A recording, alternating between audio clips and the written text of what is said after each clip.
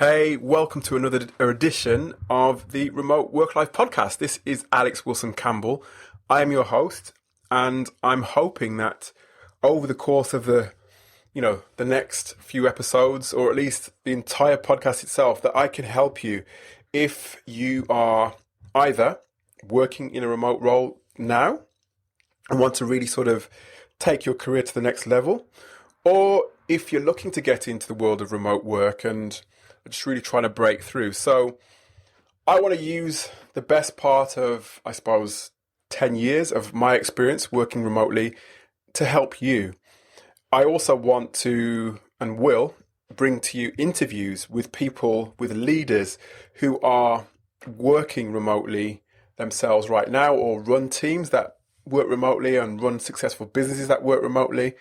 I'm also going to bring you interviews of people, successful people who are not working remotely. And that might sound a little bit strange, but my belief is that we can learn something from, literally anybody.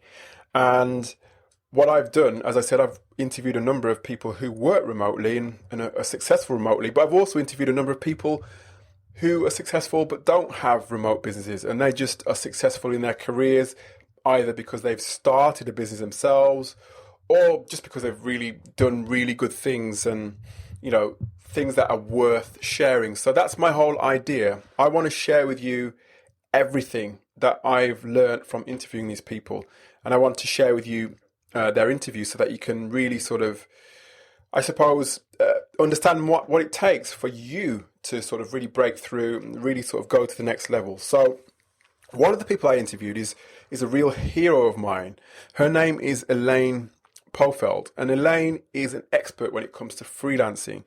She's a freelancer herself, and she's an awesome journalist. She's written for publications like The Economist, Fortune, Money, Inc., CNBC, just to name a few. And those are all publications that I'm sure you've heard of. Like I said, she's a freelance expert, and she's a big champion of the freelance movement. And for me, she's a really big hero of mine because she's also a mother of four, and she's managed to build a successful career whilst raising her family. And some of you may know me. I'm actually, I have 3 children of my own, and I know what a challenge it can be to have your career and align it with raising your family. So that's why Elaine is a real hero of mine, somebody who I really look up to, and I believe Elaine is somebody who you can learn from. And the other thing is, if you're, I guess, looking to really get an understanding, if you're trying to learn about the whole world of freelancing and remote work, then you should read Elaine's book, The $1 Million One-Person Business. And we talk about that in the interview. It's essentially, I guess, a guide in many ways. It's chronicles, it highlights some really, unknown business people in the world of work who are generating, $1 million in revenue, and they're essentially one-person businesses. So you can also not only gain the inspiration you need from Elaine, but if you get her book as well, and I think this book should be part of your toolkit. If you get her book, you can also learn a lot more about these $1 million one-person businesses. And, part of the interview, we talk about what it takes, I guess, in many ways, some of the actual typical traits that these business owners have. And there may be things that you're doing right now, or maybe things that you may not have even thought of. So I just say, just sit back and listen up to what Elaine has to say, and I'll see you on the other side of the interview. I've been a journalist for many years, and I specialize in entrepreneurship and careers. I got into entrepreneurship when I actually started out as a street reporter. I covered the Hudson County Jail in Jersey City, New Jersey, and I covered other beats on the City Hall beat in Jersey City. And then I got kind of burned out on hard news, and I took a job as a fashion features editor at Women's Wear Daily. And I found that I was very interested in the business side of the fashion designer's businesses. I became good friends with the designer and was helping him with his business plan. And then that led me to accepting a job as a senior editor at Success magazine, which was completely focused on entrepreneurship. And then that led to Fortune at Fortune Small Business magazine. And 10 years ago, I decided to go freelance, and I've been a freelancer for 10 years now. So I write for many publications about entrepreneurship. My stories have appeared in Inc., Money, CNBC, Forbes, Fortune, and many others. All the best ones. And I never get bored. So I've enjoyed the journey. And then in January, I wrote a book that, the book came out in January. I wrote it prior to that, called The $1 Million One-Person Business. And it looks at a new trend, which is the growth of businesses that are getting to 1 million in US dollars with no employees. So these would be one-person businesses mostly, and partnerships, sometimes a team of partners, but mostly one-person businesses. No, that's wonderful, and we're going to talk a bit more about that later, actually, because I've known you, I suppose, in inverted commas, for a while now myself, because I've been following you online for quite a long time. You mentioned Forbes, you mentioned Inc. I'm one of those people who likes to follow reputable, highly reputed writers, experts like yourself, and I've always had an interest in business, and you've been somebody I've been following for a while now. I've always wanted to get you on the phone to find out more, and now this opportunity's come to interview you. And I think what you're doing, you're quite modest as well. You're obviously writing for some of the most highly respected magazines in the world, the highly respected entrepreneurship magazines in the world, and it seems like a big focus for you is that whole idea of freelancing. It's one of those things that seems to be growing right now, and I was interested actually what really drove you into getting into freelancing yourself. Well, I'm very honored that you follow my work, Alex. Thank you so much. And you're welcome to call me anytime to talk about freelancing, because I really enjoy it. I got into freelancing myself after starting my family. I had a wonderful job at Fortune Small Business magazine. I wound up having premature twins who were in the NICU for 3 months. And wow. I worked out a work from home arrangement. They're fortunately fine, in good health, good students. So it all had a happy ending. But I needed a little bit more work-life balance than the traditional in-office job allowed. Then I had another child, my daughter, who is now 12, but they were about 2 years old when she was born.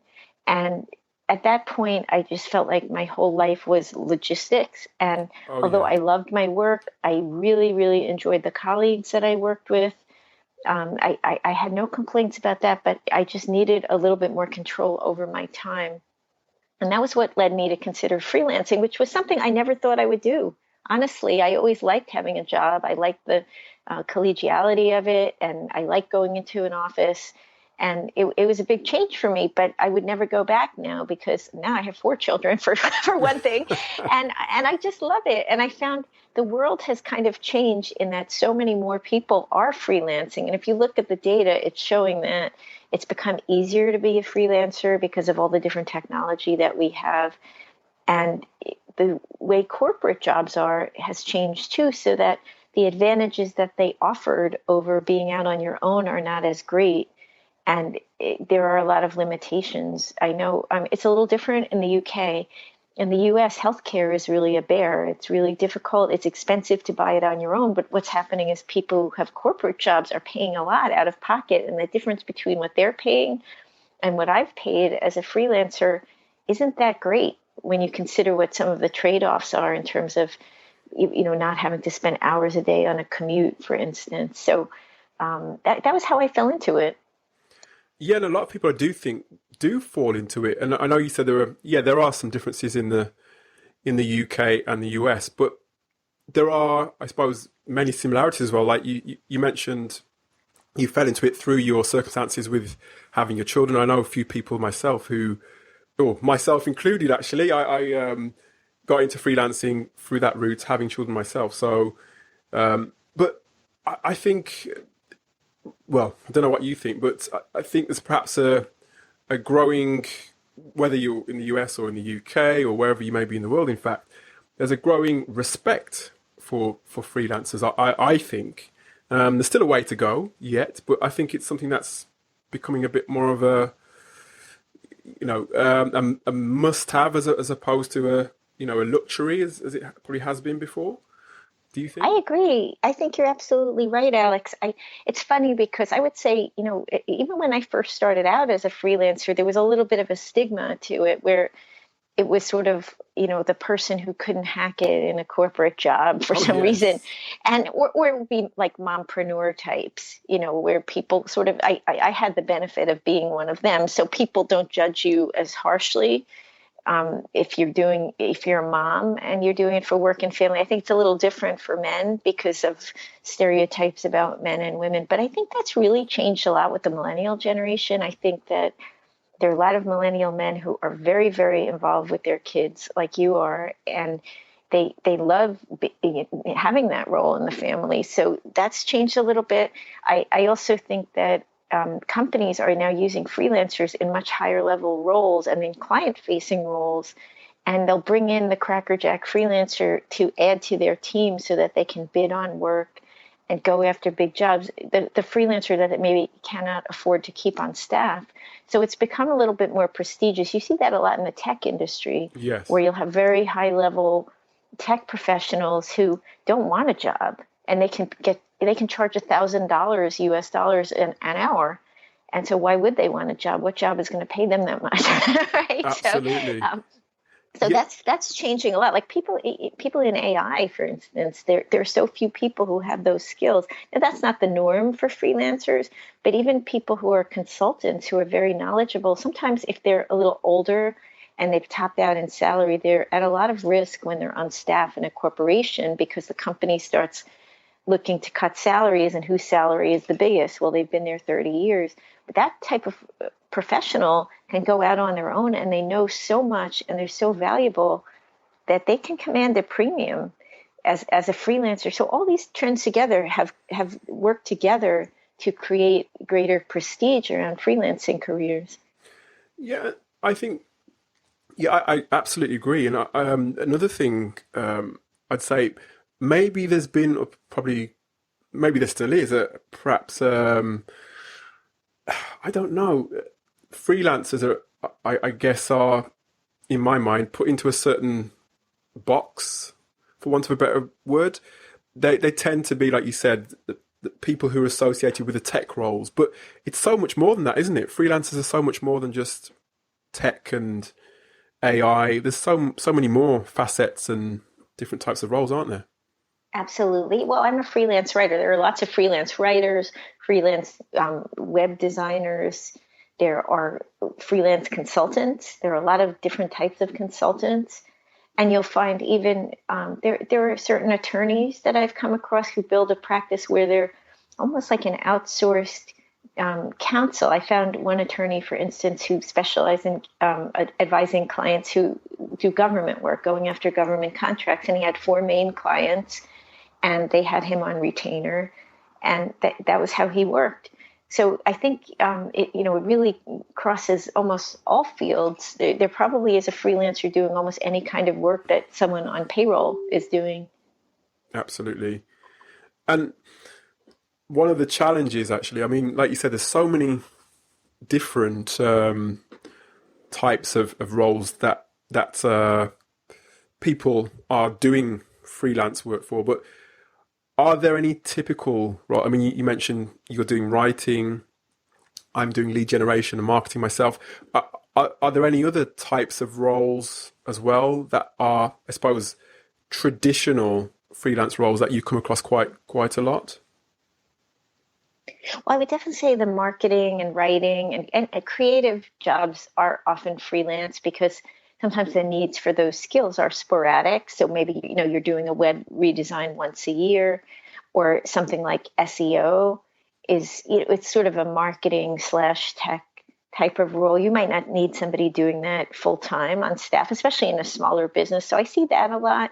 I see more freelance accountants. That's kind of an interesting area where you see a lot of people make partner, and then they get a little bit older, and sometimes the companies start downsizing, and they see the writing on the wall, and they say, you know what, let me be a freelance accountant and create my own practice, and maybe I'll serve my old employer and find a couple of other ones, and then I have a lot of flexibility. I can do a lot of the trips I've been planning all these years, and that sort of thing. That's pretty common in the U.S.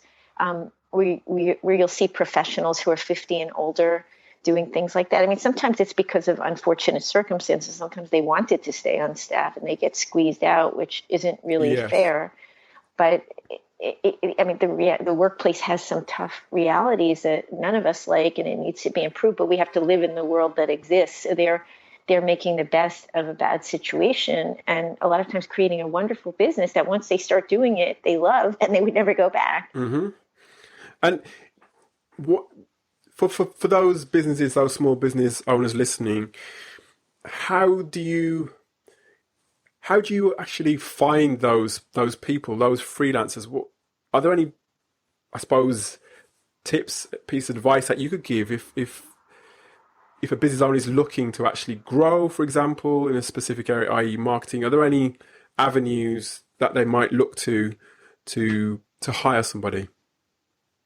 Absolutely, Alex. I would say word of mouth is the best way.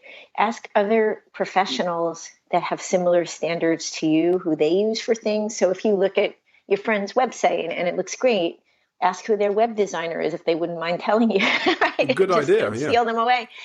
Because the platforms are a good option as well, but sometimes it's hard to read between the lines on people's profiles. You know, somebody might be highly rated, but like any rating system, people can game the system. So I absolutely. think it's a little harder to find good people. Not that there aren't good people on the platforms, because I know a lot of great people who are using them to find work. But I would say word of mouth, and then don't hire somebody for a really big project right away. Test them out on a small project, and not just on one small project, maybe two or three before you trust them with your big month-long project, because you need to sort of see them over a period of time. You don't always have that luxury. Sometimes you have to take a chance, but in the ideal world, that's what I would recommend. Excellent. And I get a feeling that some business owners have because they sometimes perhaps get set in their ways, which I'm guilty of myself. In terms of the way that they go about work, they may or may not be savvy when it comes to tech, for example. And often, especially with marketing, you find that tech comes into it in some way or form. Are there any ways of actually, I don't know, overcoming those communication and collaboration issues, I suppose you could say, where tech is concerned? Well, I would say that you've actually overcome them to some extent with how you're running the podcast, right? You reached out to me on Skype, and I believe you had a scheduling app that I used to Yes. schedule the call. So you're embracing a lot of the pretty basic technologies that are so accessible to all of us today. I think with any technology, maybe you need to do a dry run when you're not under time pressure to see if you're comfortable with it. A lot of times, I know you and I have children similar ages. A lot of times I pull my middle school daughters into play to see if there's a way that they would use it that I haven't figured Good out, because they're idea. digital natives. And I like tech. I'm not a technology professional by any means, but I can get into it. And I think if you take that attitude that it's going to help you with your business and you're going to master the things that will really help you grow, that's a way to overcome it. But you don't want to overwhelm yourself with too many things at once. So right now I'm introducing a CRM, and I've been taking a few training classes so that I can promote my book events. And I can't really do too many other things at the same time. I really Yes. need to nail this down, because you get too distracted and then nothing gets done. So I would say think about, in the coming year, what are a couple of things that you can add to your business that will really either take work off your plate, like a scheduling app, for instance, or attaching your bank account to your accounting software, things like that that are pretty simple, but a lot of us don't get around to doing. And then put them in your calendar, like the next every Friday at 11 a.m., you're going to work for 1 hour on that thing. Mm-hmm. And then you'll get it done. And then a lot of times there's an initial setup and you never have to do anything again. And I found that, talking about your book as well, I found that the book, by the way, everybody look out for the $1 million one person business. That's available on Amazon, and it's available. Yeah, it's available on Amazon. And you talk quite a lot in that book about entrepreneurs who are using tech as literally as part and parcel of the business to basically run $1 million businesses. Can you tell us more about that book and perhaps give us an idea of perhaps one of the actual entrepreneurs that you cover in the book? Sure, I'd be happy to. The book looks at the stories of more than 30 businesses where the owners got to 1 million US dollars. That's about 726,000 British pounds in a non-employer business, one person business mostly, or partnership. And what I found was they were in many different industries. There were 6 core industries that I focused on: e-commerce, manufacturing, professional services, personal services like being a nutritionist, informational marketing, and real estate. And what I found in the book and in events that I've had since then, and talking with the entrepreneurs, the entrepreneurs have several things in common. They are heavy users of automation to extend what one person can do and free themselves from menial tasks that would be distracting. They use a lot of freelancers, and they use outsourced services. So they might use a back office service for their invoicing or that sort of thing, or they, fulfillment by Amazon and an e-commerce store. A lot of times they use all of these things in tandem. These are not new ideas. I didn't invent automation, for instance. Sure. But what they do is actually close the knowing and doing gap, right? We all know we should be doing these things, but how many people actually do them? Absolutely. And they do a lot of them at one time. And once they get all the stuff set up, the other thing I noticed was they think a lot about process. This is something, especially if you're a creative entrepreneur, you probably don't think that much about. You're so busy doing your projects and enjoying them that you don't think about, okay, what were the steps to doing that project? But they document things so that they can hand them off to other people and stay focused on the strategy of growing the business. Another common thread I found was that they step back from the business sometimes too, contrary to the way a lot of people work in a one-person business. They're not just glued to their laptop 24/7. They take time, maybe they schedule time every week to work on strategy. They go out and meet with high-value clients, like enterprise clients. They seem to do a lot of mindfulness activities like meditation or even just working out, things that give them a little bit of distance from the business so they can look at what they're doing, and instead of being on a hamster wheel, say, is what I'm doing actually moving me toward the goals for this business? And what are the goals for this business anyway? Where am I taking this? Yes. And sometimes they decide to stay small when they get to that $1 million mark. They like having a lifestyle business, but a profitable, high revenue one.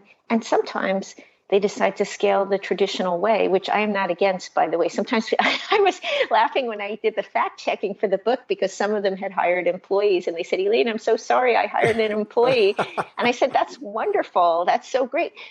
It was great because when they hired the employee, they had gone as far as they could go as one person or as a partnership. And they had the cash flow to support the employee and still take a paycheck themselves. And so that puts them in a different category than the many people who will hire somebody and then they're not taking paychecks and they're scrambling all the time and they're stressed. They're in a very different situation.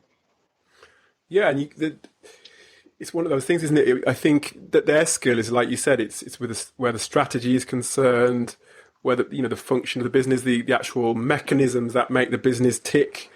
And I think there's a huge misconception of I suppose what's called is it the laptop lifestyle that a lot of people are sort of talking about at the minute, which makes it sound so easy and it's just a matter of you sitting there on the beach and everything is working for you. But I think when you read Elaine's book, you'll see that there's so much more detail that you have to look at, so much work that you have to do up front in order to get those systems in place. But I would certainly recommend having a look because I myself, again, I'm learning a lot from Elaine because there's so many things within my business that I'm trying to improve so that I don't have to sort of be in the business. I can, like Elaine said, concentrate on doing the things that I do best. And one of those people that you cover in the book, Elaine, I know we've got to wrap up soon, but you cover a website called examine.com. That's one of the case studies, isn't it, within the book? It is, yeah. That's one of my favorite stories. So Orwell, the founder, he got into learning about vitamins and supplements when he was trying to lose weight, and he was dissatisfied with the reports that were out there. He didn't know which ones were credible and which ones were not. So he saw a gap in the marketplace, and he began hiring PhDs and professional researchers to write reports on different supplements. And he put up the site and sold these reports. Now he has a newsletter. And what he did, which I felt was very interesting, was he found a freelancer who mostly runs the business, and he gave him equity in the business so that he had skin in the game and cared about the outcome. And that allows Sol to travel the world. He really is always on the road. He travels 3 or 4 months out of the year. He's from Toronto. And every time I contact him, he's somewhere. And he uses his time to organize a lot of charitable events. He runs cookie-offs, which are cookie bake-offs between different bakers in different cities. He's done a sausage fest, and he's raised money for some really amazing causes. One of them that I went to in New York raised money for a charity that funds a high school in Pakistan where the girls who attend are the first in their family to go to high school. And so having the business set up this way allows him to focus on what's really meaningful for him. That's why I love his story so much, because I think most people that are starting a business would like to make enough to have a good life, but they don't feel like I have to have all the money in the world. And I think we all want a sense of purpose and to give back. And he took it full circle, and he's really doing that. And it really makes a difference. Well, all I can say, everybody, look out for the book. Go and buy a copy of the book from Amazon, because, as I said, I think there's certain books that you should have on your bookshelf, and The $1 Million One Person Business is one of those books. Elaine, I just want to just finish by saying thank you so much for being with us today. And we'll be looking. Well, I'll certainly be looking out for your articles on Forbes, and looking out for other things that you'll be doing in the future as well. So thank you so much, Elaine. Thank you, Alex. It's been a pleasure, and I'm happy to talk freelancing with you anytime. I'll hold you to that, Elaine. Thank you. Thank you. Hope you enjoyed that, guys. Great interview there with Elaine Pofeldt. And what I'd say is listen out for more interviews like that from other entrepreneurs, other leaders in the remote space, and other leaders in the world of entrepreneurship. Hopefully, as I said, to help you with your career. And what I'd say is, if you want to hear more from Elaine and entrepreneurs like Nick Francis, who's the CEO of Help Scout, then join me at the Remote Work Life Summit on April the 1st. Just go to remoteworklife.io to register for your free ticket. As I said, you'll hear from other remote entrepreneurs like Nick Francis, Steli Efti, etc. of Close.io. So yeah, just go to remoteworklife.io to get your free ticket for the Remote Work Life Summit, which I am hosting and would really love to see you there. It's 100% remote, so you can watch it from wherever you may be in the world, and you'll be able to hear from and see Elaine at the Remote Work Life Summit as well, amongst other very successful freelancers, CEOs, and remote workers. So that's remoteworklife.io for your free ticket. But until next time, thanks for joining me, and I'll speak to you again soon.